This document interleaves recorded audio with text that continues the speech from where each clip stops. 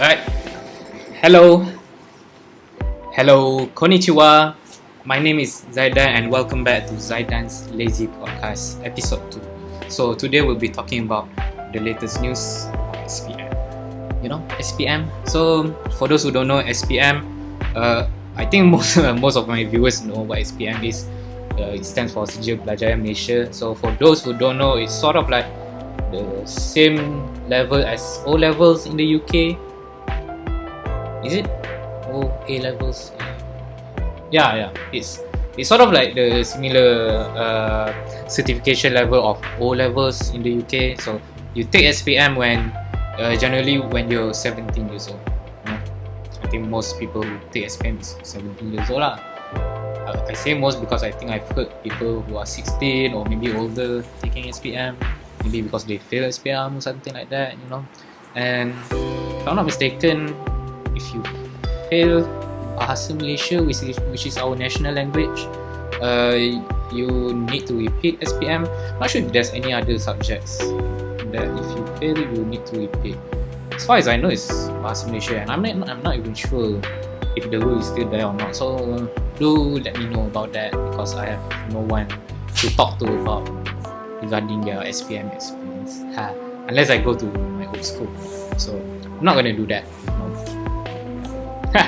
Anyway, so there's been sort of like a recent trend booming, you know, on TikTok. It's usually what I saw is TikTok versus TikTok versus Twitter. You know, I don't exactly have a TikTok account, but my Instagram account is sort of like being congested with TikTok videos. So I sort of know the current trend of TikTok is ongoing right now. So yeah, and the recent talks on Twitter also, like I said, most of my podcast series ideas came from Twitter. So there's been sort of like a few Twitter threads or a few users of Twitter say that people are like glorifying. The trend in TikTok is that the SPM leavers are glorifying those who got G. You know, they sort of like show off their results slip and then say, "Oh, I got G's," and you know, it's fine. And actually, it's fine. You know, it's fine. There's nothing to be ashamed about getting G's on your subjects. Definitely not. It's just that there's something to talk about here about the grading system. You know, overall, you know, the getting the A's and the G's. Is there any significance in those grades, especially in SPM? You know, so let's talk a bit about that. As you well know, SPM is sort of like the main gateway for you to the adult world, I would say. You know, that's when you leave school. That's when you become 18 plus. I think you can buy cigarettes at that age. Yeah, don't buy cigarettes. Okay, don't smoke, kids. It's bad for your health. Anyway,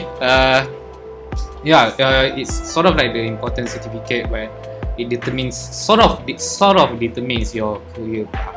And I said sort of because there's also a bit to talk about that. Because I think those who want to work at the government, the Malaysian government, they need to take SPA. So I think if I'm not mistaken, they still taking into consideration your SPM result. You know, so if you get higher or better result, I think it's higher chance for you to get in. I mean, obviously, those who get higher results, the good results at SPM, they tend to get like what do you call scholarships, you know. And aside from their curriculum activities and all, one of the main factors for you, one of the key main factors is to get straight A's, something like that, you know, so that you can study abroad or maybe local, depending on your preference. Anyway, as I was saying, getting straight A's is actually quite pivotal for that. If you wanna get scholarships, it opens a lot of different paths, you know, for you. And usually it's also the time for you to think about your career, because you need to start to decide which school you want to go, which what do you want to study? Do you want to study like for example, do you want to become a doctor, so you need to go to a medicine school? Do you want to become a lawyer, so you need to go to a law school? If you want to become what else?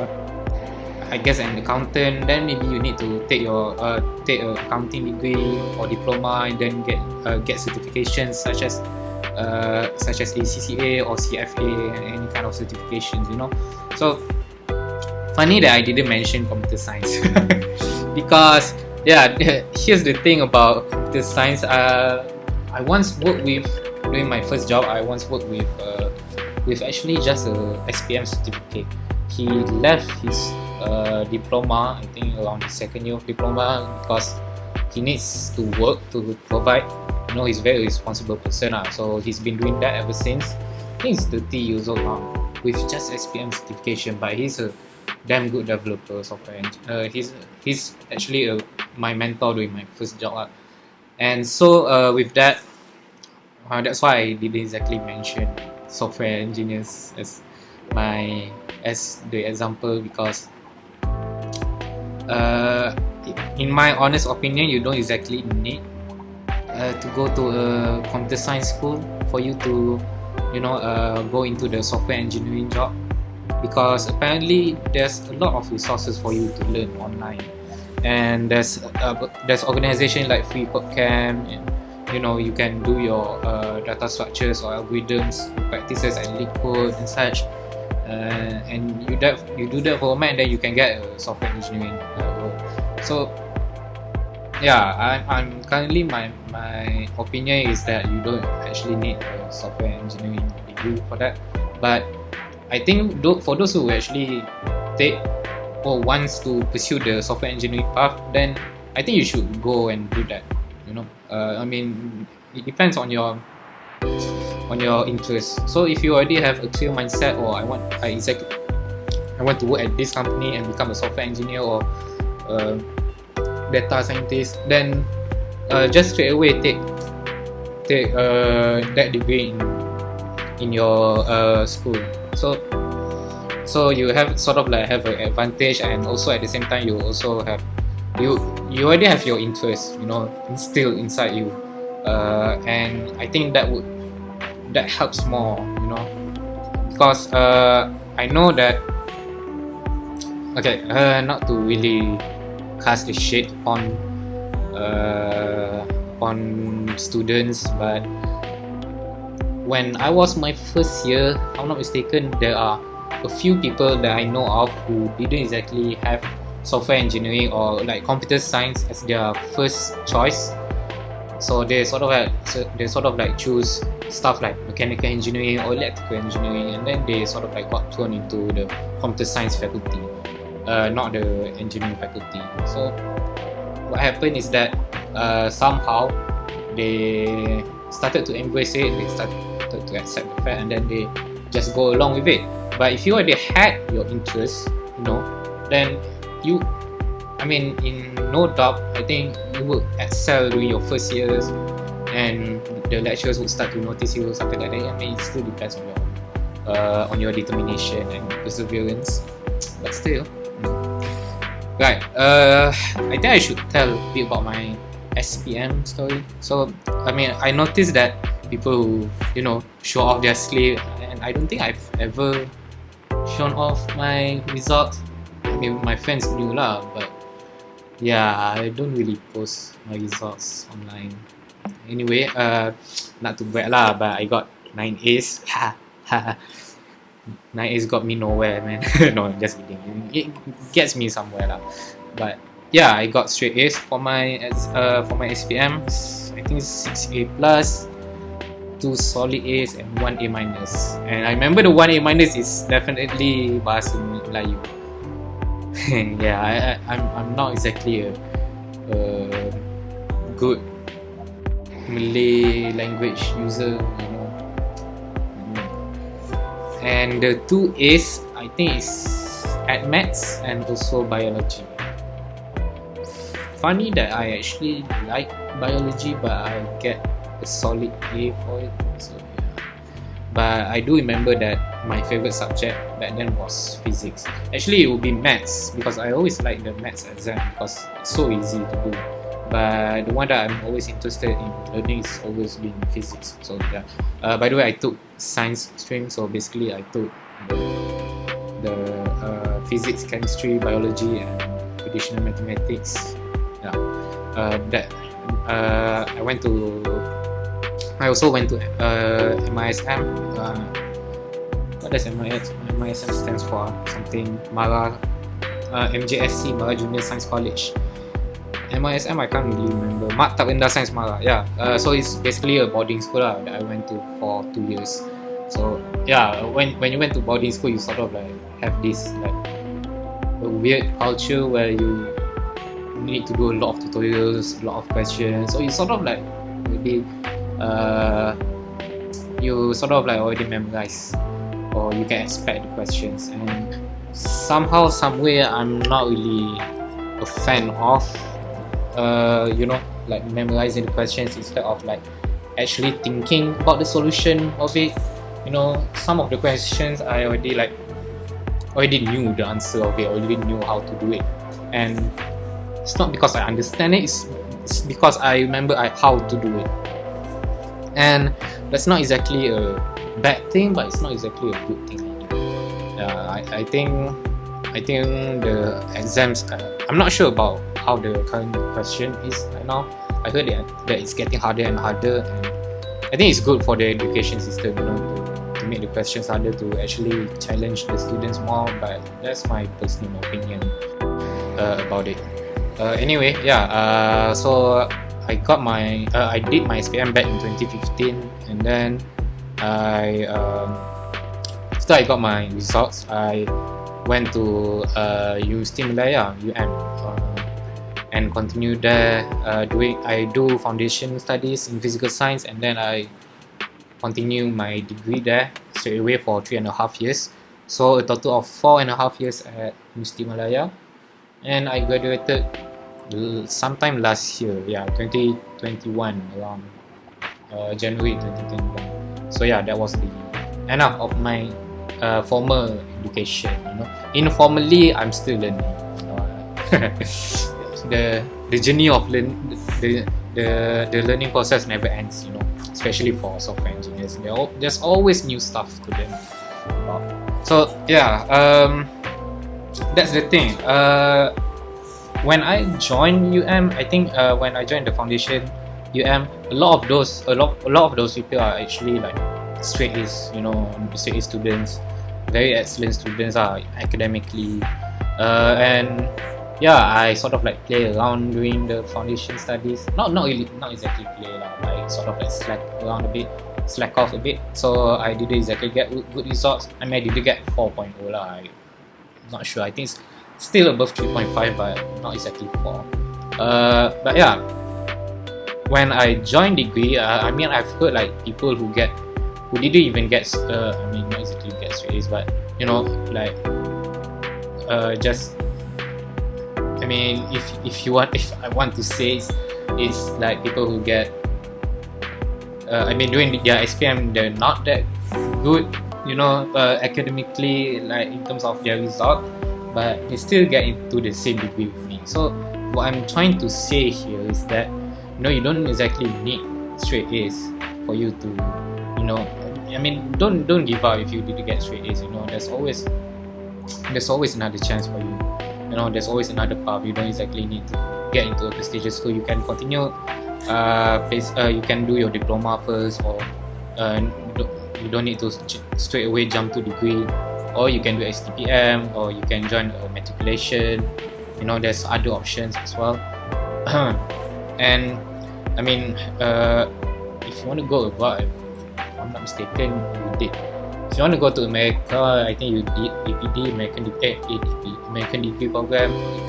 There's A levels also provided, and IB, International Bachelorate, which I'm a bit familiar with because my sister took it up. So yeah, especially I'm not sure about doctors or lawyers or accountants or mechanical engineers, but the thing about software engineers is that you don't exactly need to get into a good school to get into a good company. I think it's more about the person itself. The determination, the interest, the keenness to learn about the software community, about building a software, about computer science in general. So yeah, I can only say with confidence only regarding my field, which is the computer science field. Not sure about the doctors and others. Anyway,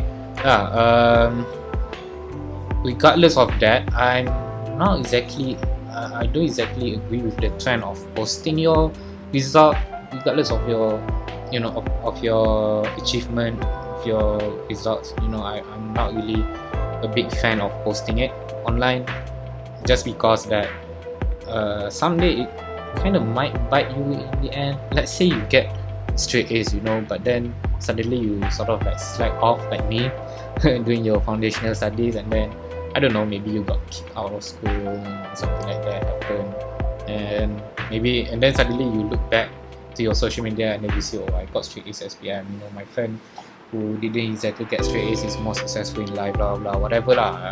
I'm not really exactly a fan of that. But yeah, also posting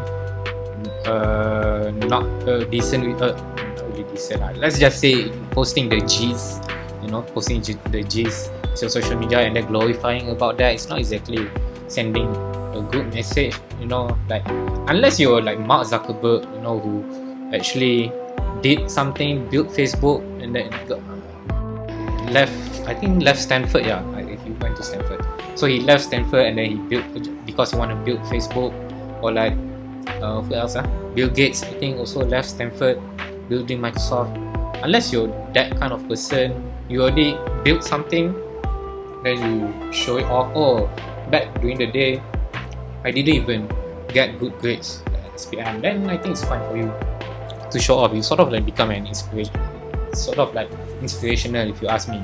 But you just finished just imagine you just finished SPM, and then you didn't exactly have anything to brag about, unless you already made like 6-figure revenues in your startup business or something like that.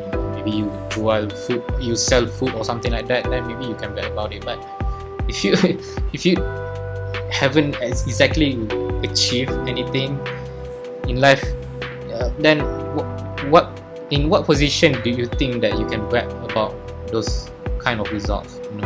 So yeah, try to think about it lah. It's just food for thought. Yeah, regardless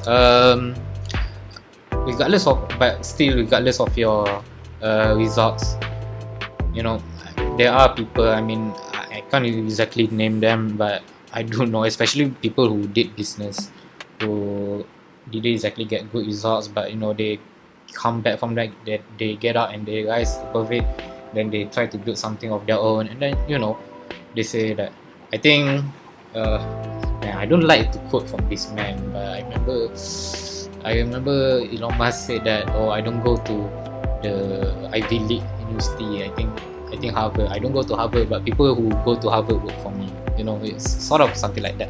Man, I hate quoting Elon Musk. I don't exactly like that person. Anyway, that's just personal opinion. Yeah. Don't give up on your whatever your result is, and if you get good results, then congratulations on you. Just don't just don't take for granted for your results. Don't become like me, slacking off suddenly on your foundational studies. And yeah, good luck on your future, and thank you for listening to this podcast, episode 3 of episode 2 of my podcast. This is my episode 2. So yeah, thank you for listening, and I hope to see you soon. And congratulations to all SPM candidates. Good luck in your future.